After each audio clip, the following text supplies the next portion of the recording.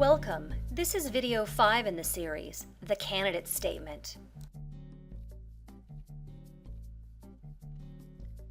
The candidate statement contains the name, age, and occupation of the candidate, a brief description of the candidate's education and qualifications. This statement is printed in the official sample ballot in English, Spanish, and Chinese. This statement is optional. Because this statement is optional, the candidate is required to pay in advance an estimate for inclusion of the statement in the sample ballot. If the cost is ultimately more or less, the candidate will be billed for the difference or issued a refund. The cost of the statement is based on voter registration, which varies among districts. The costs are as follows. If the candidate cannot pay in advance due to indigence, the payment may be deferred. Documentation detailing the candidate's financial status must be submitted. For details, refer to the guide. The candidate shall complete the statement by filling in the candidate's name, the office sought, age, and occupation. The statement is limited to 200 words and shall not exceed 5 paragraphs. An approved standard word count has been provided in the guide outlining the counting rules. Finally, mark the applicable boxes, date, print, and sign the statement. The city clerk will need an electronic version of the statement, so remember to save the form and submit with your nomination documents. Now let's take a look at the content of the statement. The statement shall not make reference to a political affiliation, nor mention another candidate.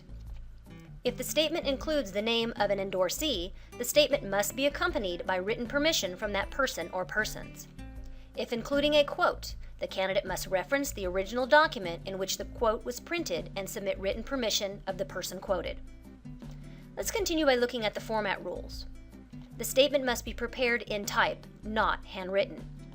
Be uniform in size, darkness, and spacing.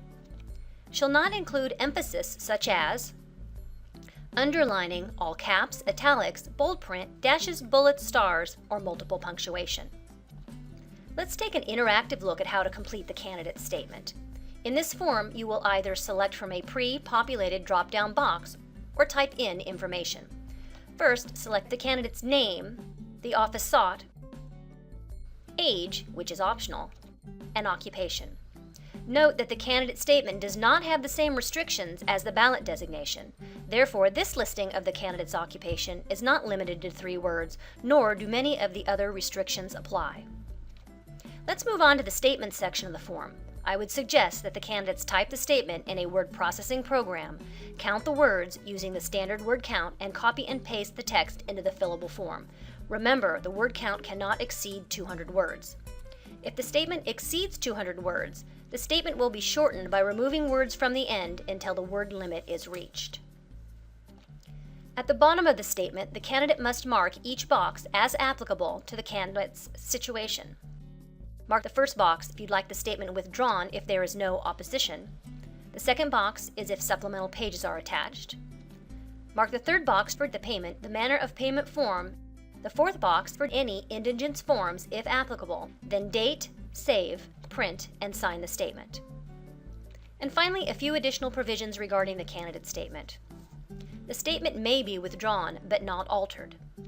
If withdrawn, may only be through the first working day after the close of the nomination period.